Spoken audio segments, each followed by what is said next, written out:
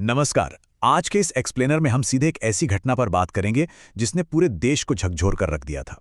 मध्य प्रदेश के बरगी डैम में हुआ वो भयानक नाव हादसा।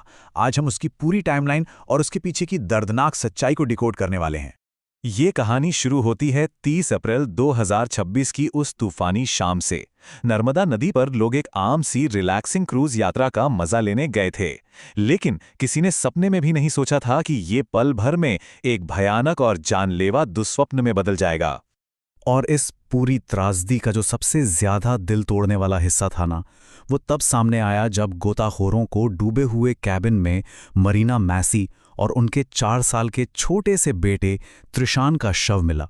वो अपने बच्चे को अपनी लाइफ जैकेट के अंदर मजबूती से सीने से लगाए हुए थीं। एक माँ का अपने बच्चे को बचाने का वो आखिरी हताश प्रयास, सच में ये सोचकर ही रोंगटे खड़े हो जाते हैं। तो आखिर ये हादसा हुआ कैसे? इसे समझने के लिए हम इन 6 प्रमुख हिस्सों पर एक नजर डालेंगे। एक जानलेवा क्रूज यात्रा, अनदेखी चेतावनियां, डूबने का विज्ञान, बंद लाइफ जैकेट्स और अफरा तफरी, क्रू की जानलेवा निष्क्रियता और अंत में लापरवाही की वो भारी कीमत। चलिए सबसे पहले बात करते हैं अ डेडली लीजर क्रूज और the cost of a routine outing के बारे में। इस एक रूटीन आउटिंग की जो कीमत चुकाई गई वो बहुत बहुत भारी थी। कुल 13 मासूम जानें, जिनमें छोटे छोटे बच्चे भी शामिल थे, वो इस डैम के गहरे और अंधेरे पानी में हमेशा के लिए खो गईं। देखिए, ये 13 सिर्फ एक नंबर नहीं है, ये 13 हंसते खेलते परिवार थे जो एक झटके में उजड़ गए। अब सवाल ये है कि वो लोग जिस क्रूज पर सवार थे वो क्या था? दरअसल वो मध्य प्रदेश टूरिज्म द्वारा चलाई जाने वाली एक 20 साल पुरानी डबल डेकर नाव थी। जरा सोचिए, इतनी पुरानी नाव, वो उस अचानक आए भयंकर तूफान और हवा के दबाव का सामना करने के लिए बिल्कुल भी तैयार नहीं थी।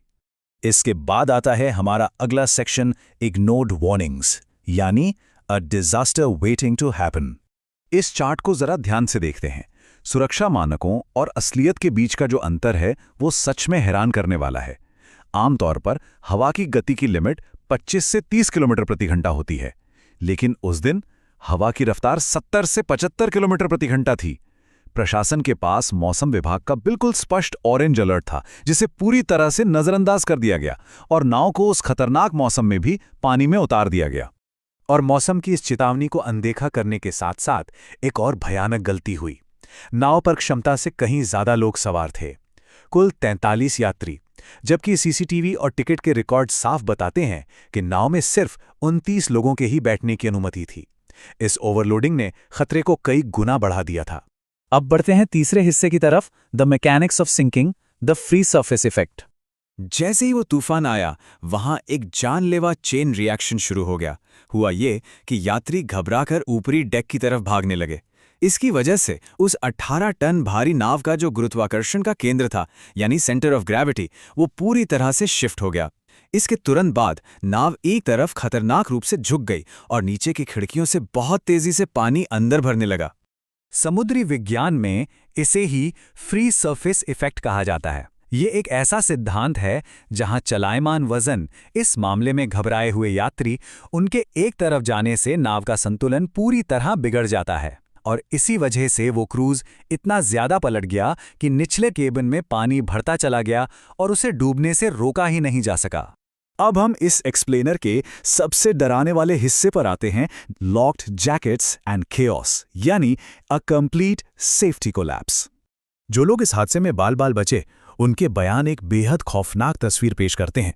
उन्होंने बताया कि यात्रा शुरू होने से पहले वो अनिवार्य लाइफ जैकेट उन्हें बांटी ही नहीं गई, वो बस बंडलों में सील पैक रखी रहीं। और जब नाव में पानी भरने लगा, जब लोगों की जान पर बनाई, तब तक हालात इस कदर बेकाबू हो चुके थे कि उन्हें बांटने का समय ही नहीं बचा। ये सच में सबसे बड़ा फेलियर है। निचले डेक में जब तेजी से पानी भर रहा था, तब प्रदीप मैसी जैसे कुछ यात्रियों को लाइफ जैकेट निकालने के लिए अपने ही हाथों से बंद अलमारियों के शीशे तोड़ने पड़े। सोचिए, आपातकालीन सुरक्षा उपकरणों का इस तरह से लॉक होना, ये एक इतनी बड़ी और जानलेवा चूक थी जिसने बचने की हर एक उम्मीद पर पानी फेर दिया। चलिए अब देखते हैं कि इन सबके बीच क्रू का क्या रिस्पॉन्स था। Section 5, the crew's fatal in action, ignored please. जैसे जैसे मौसम बिगड़ रहा था, यात्रियों ने मदद की बहुत गुहार लगाई।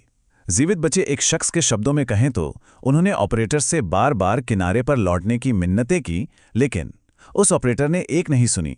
उनकी इस अनदेखी ने इतने सारे लोगों को मौत के मुंह में धकेल दिया। इमरजेंसी के उन अहम पलों में यात्रियों को क्रू की तरफ से कोई भी स्पष्ट निर्देश नहीं मिला। और यहाँ पर एक बहुत बड़ा विरोधाभास देखने को मिलता है।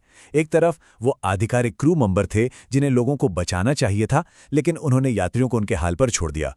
और दूसरी तरफ वो आम स्थानीय नागरिक और मजदूर थे जिन्होंने बिना एक भी सेकंड गवाए अपनी जान की परवाह किए बिना पानी में रस्सियां फेंकी और अपनी बहादुरी से 28 लोगों की जान बचा ली।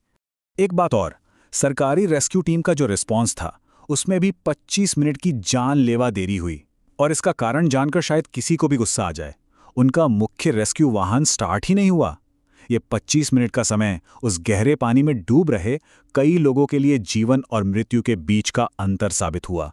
अंत में बात करते हैं इस त्रासदी के बाद की, the cost of negligence, systemic reforms needed. इस हादसे के बाद समुद्री टूरिज्म के लिए एक बहुत सख्त मॉडल का प्रस्ताव रखा गया है। इसमें शामिल है मौसम खराब होने पर ऑपरेशंस को ऑटोमेटिक तरीके से रोक देना, हर एक यात्री की गिनती का एकदम सटीक रिकॉर्ड रखना, और सबसे जरूरी, नाव के किनारे से रवाना होने से पहले ही हर यात्री का लाइफ जैकेट पहनना अनिवार्य करना। इसके साथ ही तुरंत रिस्पॉन्स देने वाली लोकल रेस्क्यू टीमें भी होनी चाहिए ताकि भविष्य में बचाव कार्य में वो जानलेवा देरी ना हो। हम इस एक्सप्लेनर को एक ऐसे सवाल के साथ खत्म करेंगे जो शायद हम सबको सोचने पर मजबूर कर दे। ये जो कुछ भी हुआ, इसे बिल्कुल टाला जा सकता था। तो क्या सबसे बुनियादी समुद्री सुरक्षा नियमों को लागू करने के लिए हमें हमेशा इतने भयानक और दर्दनाक नुकसान का ही इंतजार करना पड़ेगा? इस बारे में जरूर सोचिएगा। आज के इस एक्सप्लेनर में हमारे साथ जुड़ने के लिए आपका बहुत बहुत धन्यवाद।